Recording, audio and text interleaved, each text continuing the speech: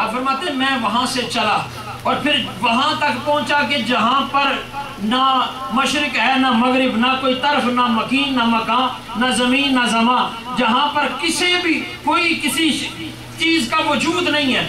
آپ نے فرمایا رأیت ربی فی احسن صورت، میں نے اپنے رب کو بڑی خوبصورت شکل میں پایا۔ حضرت انس پوچھتے ہیں اس رب کی کیفیت کی کیا ہے؟ آپ نے فرمایا ہوا نور، مجھے تو بس ایک روشنی نظر آئی۔ اور پھر اللہ رب العزت نے فرمایا والنجم اذا ہوا، علماء فرماتے ہیں اللہ نے دیکھیں کہا کیا والنجم، علماء نے اس کا معنی ستارہ کیا۔ اور حضرت امام جعفر صادق رضی اللہ تعالیٰ عنہ آپ فرماتے ہیں ہوا نجم ہوا محمد صلی اللہ علیہ وسلم، آپ نے فرمایا لوگوں وہ ستارہ کوئی ستارہ نہیں ہے، وہ تو محمد رسول اللہ کی ذات ہے۔ اللہ فرماتے ہیں والنجم، اور وہ لوگ جو شاعری سے دلچسپی رکھتے ہیں انہیں ایک بات پتا ہوگی، وہ یہ ہے کہ بلاغت کا قاعدہ ہے کہ کچھ چیزیں تشبیہ دی جاتی ہیں، کچھ استعارات ہوتے ہیں۔ تشبیہ یہ ہوتی ہے کہ کسی شخص کو کسی چیز کے ساتھ تشبیہ دی جائے، جس طرح یہ کہا جائے کہ کأنک بدر، گویا کہ تو چاند کی طرح ہے، اس کو تشبیہ کہتے ہیں۔ اور استعارہ یہ ہوتا ہے کہ کہا جائے کأنک بدر، گویا کہ تو ہی چاند ہے۔ اللہ نے فرمایا والنجم، اس ستارے کی قسم، لوگوں ستارے کی طرح نہیں، ستارے کی قسم۔ اور حضرت امام غزالی رحمۃ اللہ تعالیٰ علیہ آپ کی تفسیر سنیے، آپ نے فرماتے ہیں دیکھیں ستارے کا کام کیا ہوتا ہے، ستارے کا کام کیا ہوتا ہے؟ ستارے کا ایک کام تو یہ ہوتا ہے کہ وہ آسمان کو روشنی بخشتا ہے، اور دوسرا اس کا کام یہ ہے کہ وہ گمراہوں کو رستہ دکھاتا ہے۔ اللہ نے اپنے نبی کو ستارہ کہا، محبوب وہ تیری ذات ہے کہ جس کو دیکھ کر راہ گم کردہ رب کی راہ پائیں گے۔ وہ لوگ جو اپنے رب کا رستہ چھوڑ چکے ہیں، محبوب تیری زندگی سے اپنے رب کی ہدایت کو پائیں گے۔ والنجم اذا ہوا، اور ہوا یہ جو لفظ ہے ہوا یہوی حویًا، اس کا معنی دو معنوں میں استعمال ہوتا ہے۔ اگر حویًا ہا کے زبر کے ساتھ ہو تو اس کا معنی ہوتا ہے نیچے سے اوپر چڑھنا، اور اگر ہوویًا ہو ہا کی پیش کے ساتھ تو اس کا معنی ہوتا ہے اوپر سے نیچے آنا۔ ایک لفظ میں اللہ نے نبی کا جانا بھی بیان فرما دیا، واپس آنا بھی بیان فرما دیا۔ والنجم اذا ہوا، اور ایک قسم ہے مجھے اپنے نبی کی جب محبوب بلندیوں کی طرف آیا، اور اسی نبی کی قسم جب وہ بلندیوں کی طرف سے واپس لوٹ کے آیا۔ والنجم اذا ہوا ما ضل صاحبکم وما غوی، اور پھر اللہ نے جو قرب کی منزلیں عطا فرمائی، اللہ نے جو قرب کی منزلیں عطا فرمائی وہ کیا تھی؟ ثم دنا فتدلّا، قرب اتنا قرب عطا فرما دیا، دنا فتدلّا فکان قاب قوسین او ادنی، قاب قوسین دو کمانوں کے ملنے سے بھی زیادہ قریب کر لیا۔ اور دو کمانوں کا ملنا کیا ہوتا ہے؟ علماء تفسیر لکھتے ہیں دو کمانوں کا ملنا عربوں میں اس طرح رائج ہے کہ جب دو قبیلے آپس میں صلح کرتے ہیں، جب کوئی آپس میں دو قبیلے امن کا معاہدہ کر لیتے ہیں تو پھر دونوں قبیلوں کے سردار آگے آتے ہیں، دو کمانیں منگاتے ہیں اور دونوں کمانوں کو ملا کر اس میں سے ایک تیر چھوڑتے ہیں، اور پھر اس کا اعلان یہ ہوتا ہے کہ اب جو تیرا دشمن ہے وہ میرا دشمن ہے، جو تیرا چاہنے والا وہ میرا چاہنے والا، جو تیرا ذکر کرنے والا وہ میرا ذکر کرنے والا، جو تجھے ایذا دینے والا وہ مجھے ایذا دینے والا، محبوب جو تجھے خوش کرنے والا وہ مجھے خوش کرنے والا۔ آج رب نے تجھے یہ قرب عطا فرما دیا ہے کہ آج جو تیرا ہے وہ رب کا ہے، جو تیرا نہیں وہ رب کا نہیں۔ ثم دنا فتدلّا وکان قاب قوسین او ادنی، اور پھر اس سے بھی زیادہ آگے فرمایا فاوحا الی عبدہ ما اوحا، جو چاہا اپنے بندے پر وحی کیا، تمہیں کیا خبر، تمہیں اس سے کیا لینا کہ اس نے کیا وحی کیا۔ اور علماء نے ایک معنی یہ بھی بیان فرمایا، علامہ مرغینانی رحمۃ اللہ تعالیٰ علیہ آپ فرماتے ہیں جب اللہ کے رسول اللہ کی بارگاہ میں پہنچے تو آپ کے الفاظ یہ تھے التحیات للہ والصلوات والطیبات، جو آج ہم نماز میں پڑھتے ہیں، فرمایا یہ وہ تسبیحات ہیں جو اللہ کے رسول نے معراج پر اللہ کی بارگاہ میں پیش کی تھی۔ اور پھر اللہ کی بارگاہ سے ملا کیا تحفہ ملا؟ التحیات للہ والصلوات والطیبات والسلام علیک ایھا النبی، اور رب کی بارگاہ سے محبوب تجھ پر سلامتیاں ہوں۔ اور پھر اللہ کے رسول کیا فرماتے ہیں؟ وعلی عباد اللہ الصالحین، اپنے اوپر بھی سلام اور اللہ کے سارے نیک بندوں پر سلام۔ اور پھر اللہ کی بارگاہ سے کیا تحفے ملے، کیا قرب ملا۔ اللہ کے رسول فرماتے میں نے اپنے مالک سے عرض کی، میرے مالک آج مجھے اتنا عروج بخشا ہے، آج مجھے اتنا اعزاز بخشا ہے، اے میرے مالک میری امت کے لیے بھی کوئی ایسی بات ہے جو انہیں بھی اونچا کرے، انہیں بھی یہ مقام عطا فرمائے، انہیں بھی معراج عطا کرے۔ فرمایا اے نبی، اللہ رب العزت نے تیری امت کے لیے تحفہ یہ رکھا ہے، یہ 50 نمازیں لے آ، یہ 50 نمازیں لے جا، جو بھی تیرا امتی ان 50 نمازوں کو ادا کرے گا رب تیرے جیسا ہی عروج اس کو بھی عطا فرمائے گا۔ آپ فرماتے ہیں میں واپس پلٹا، حضرت موسیٰ علیہ السلام سے ملاقات ہوئی۔ حضرت موسیٰ علیہ السلام عرض کرتے ہیں اے اللہ کے رسول یہ کتنی نمازیں ملی؟ حضور 50 نمازیں ملی۔ فرمایا جا کے کم کرائیے، آپ کی امت نے ادا نہیں کرنی ہے، چونکہ ہم تجربہ کر چکے، ہم تو پہلے گزر چکے، یہ 50 نمازیں کون پڑھے گا؟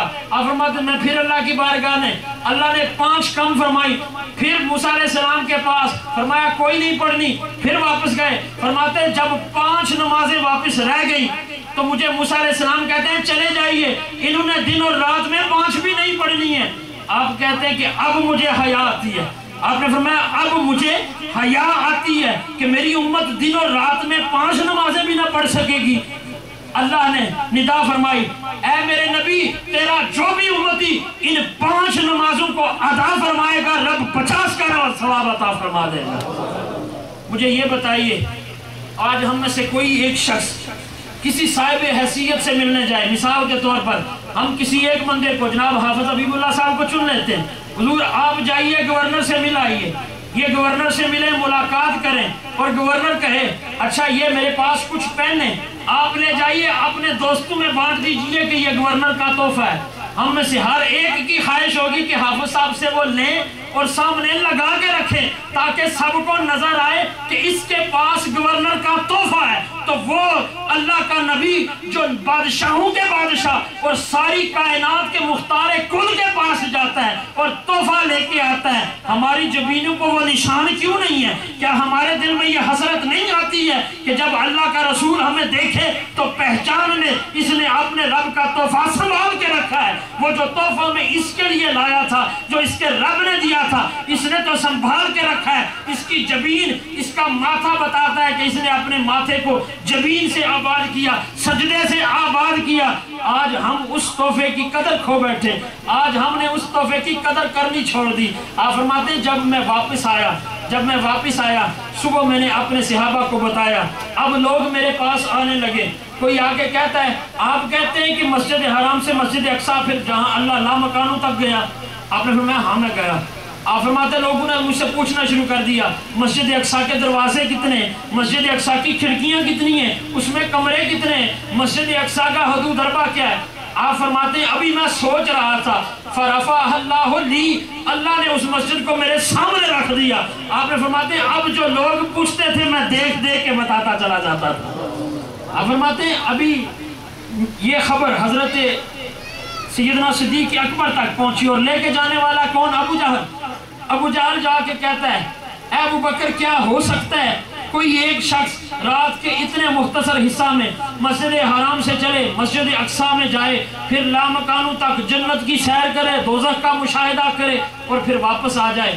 آپ نے فرمایا ایسا کوئی شخص کر نہیں سکتا ہے، کسی کی ہمت نہیں ہے، کسی کے اندر اتنی طاقت نہیں ہے۔ اس نے کہا اگر کسی کے اندر اتنی طاقت نہیں ہے تو جو تمہارے نبی کہتے ہیں، آپ نے فرمایا اگر اور کوئی کہے تو اس میں واقعی طاقت نہیں ہے، اگر کوئی اور کہے تو وہ جھوٹا ہے، لیکن اگر اللہ کا رسول کہتے ہیں تو پھر سچ فرماتے ہیں، اگر اللہ کے رسول فرماتے ہیں تو پھر حق فرماتے ہیں۔ آپ فرماتے ہیں کہ جب یہ بات ہوئی ایک شخص نے اور آ کے کہا ابو بکر تمہیں پتہ ہے اللہ کے رسول جبریل کو ساتھ لے کے گئے اور جبریل سدرۃ المنتہا پہ ساتھ چھوڑ گئے۔ ابو بکر نے اپنی نم آنکھوں سے کہا لوگو وہ تو جبریل تھا، اللہ کے رسول اس عاجز کو لے جاتے، اگر ابو بکر کو لے جاتے ابو بکر جل جاتا، نبی کا ساتھ نہ چھوڑتا۔ ابو بکر نے کب دیکھنا تھا کہ میں جل جاتا ہوں، نبی کا ساتھ میں کبھی بھی نہ چھوڑتا۔ اور پھر اللہ کے رسول اپنے گھر سے نکلتے، شان دیکھیے اللہ کے رسول اپنے گھر سے نکلے، ایک بچی کو روتا ہوا پایا، حضور پاس گئے، سر پہ ہاتھ رکھا، وہ رحمت للعالمین نبی، آپ پاس گئے اور جا کے کہنے لگے بیٹا تیرے رونے کی وجہ کیا ہے؟ کیوں روتی ہے؟ کیوں غمگین ہے؟ کیوں تیرے آنسو جاری ہیں؟ کہنے لگی میں ایک عیسائی کی نوکرانی ہوں، ایک عیسائی کے گھر کام کرتی ہوں، اس نے مجھے کچھ نقدی دی، کچھ مال دیا اور کہا اس سے جا کر گھر کا سامان لے آؤ، لیکن ہوا یوں میں بچی ہوں، مجھے پتہ نہیں چلا کہ وہ رقم مجھ سے گری کہاں پر ہے، ڈھونڈ چکی ہوں ملتی نہیں ہے، اب روتی ہوں خالی ہاتھ واپس جاؤں گی، وہ مجھے مارے گا، وہ مجھے اذیت دے گا۔ آپ بچی کو لے کر بازار جاتے ہیں، گھر کا سارا سامان لے کے دیا، اب کہنے لگی سامان تو لے دیا، اٹھا بھی نہیں سکتی ہوں، گھر تک کیسے پہنچاؤں گی؟ اللہ کے رسول نے اپنے کندھے پر سارا سامان رکھا اور پھر جب اس کے گھر کے پاس پہنچے کہنے لگی بیٹی تیرا گھر آ گیا، بیٹی اب میں جا سکتا ہوں؟ کہنے لگی نہیں نہیں، اتنی دیر کے بعد آئی ہوں، اتنا وقت ضائع کر کے آئی ہوں، اب وہ تو مجھے مارے گا، آپ میری سفارش فرمائیے، اسے کہیے کہ مجھے اذیت نہ دے، وہ مجھے مارے نہیں۔ آپ نے بلند آواز سے کہا اے قبیلے والو، اے گھر والو۔ جب لوگوں نے آواز سنی، اس گھر کے مالک نے آواز سنی، گھر کے باہر آیا، کوئی بات نہیں کی، حضور کے پاس گیا، آپ کا امامہ پیچھے کیا اور پوچھا آج رات کوئی بات تو نہیں ہوئی ہے؟ آج کوئی ایسی بات ہوئی ہو جو پہلے کبھی نہیں ہوئی؟ آپ نے فرمایا ہاں آج رات کو اللہ نے کرم فرمایا، مجھے معراج عطا فرمایا۔ اس نے کہا خاموش ہو جائیے، سارے قبیلے کو اکٹھا کیا، کہنے لگا اے قبیلے والے آ جاؤ، تم سے ایک بات کرنی ہے۔ اللہ کے رسول وہاں پر کھڑے، کہنے لگا ان سب قبیلے والوں کے سامنے بتائیے رات کو کیا ہوا؟ آپ نے فرمایا رات کو اللہ نے مجھے معراج عطا فرمائی۔ اس نے بلند آواز سے کہا لوگو اے قبیلے والو، ہماری کتابوں میں رب نے لکھ رکھا ہے جو آخری نبی آئے گا رات کو رب کا مہمان بنے گا، صبح یتیموں کے بوجھ اٹھاتا ہوا نظر آئے گا، اس کی شان یہ ہوگی رات کو رب کا مہمان صبح یتیموں کے بوجھ اٹھائے گا۔ قبیلے والوں میں اعلان کرتا ہوں یہ اللہ کا آخری رسول ہے، یہ اللہ کا آخری نبی ہے۔ اللہ رب العزت نے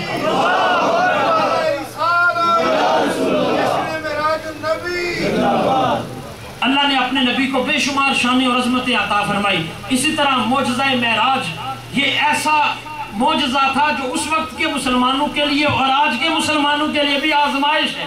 کیوں؟ ہم ہر بات کو عقل کی کسوٹی پر پرکھنے کے عادی ہیں، ہم ہر بات کو اپنی عقل پر لیتے ہیں، لیکن اللہ فرماتے ہیں کل شیء احصیناہ فی کتاب مبین، ہم نے ہر چیز کا احاطہ کیا۔ اور ایک جگہ پر میں کل شیء فی قدر، ہر چیز کی ایک مقدار ہوتی ہے۔ اپنے ذہن سے تم آسمانوں کی باتیں سمجھنے کی کوشش کرتے ہو۔ اس کو سمجھانے کے لیے ایک مختصر سی مثال عرض کرتا ہوں۔ مثال کے طور پر آپ نے پیمانے دیکھے ہوں گے، پیمانے سکیل جن کو ترازو بھی کہتے ہیں، یہ آپ نے دیکھے ہوں گے۔ اگر آپ سنار کے پاس چلے جائیں، اس کے پاس جو سکیل اور ترازو ہوتا ہے وہاں پر رتیاں اور ماشے یہ تولے جاتے ہیں، تولے وہاں پر جو ہے وہ رکھے جاتے ہیں۔ اور اگر آپ اسی طرح کسی آڑتی کے پاس چلے جائیں تو وہاں جو پیمانہ ہوگا اس پر تو من اور ٹن کے اوزان رکھے جاتے ہیں۔ اسی طرح اللہ نے ہماری عقل کو بھی محدود رکھا ہے۔ اس عقل کے ساتھ آسمانوں کی باتیں کیا سمجھے؟ اس عقل کے ساتھ، اس ذہن نارسا کے ساتھ ہم آسمانوں کی شانیں کیا سمجھے؟ اللہ کے حبیب کی شانیں کیا سمجھے؟ ہمارے لیے تو یہ لازم ہے کہ میری زندگی بھی عجیب ہے، میری بندگی بھی عجیب ہے، جہاں تیرا دیکھا نقش پا وہیں میں نے کعبہ بنا دیا۔ وآخر دعوایا ان الحمدللہ رب العالمین۔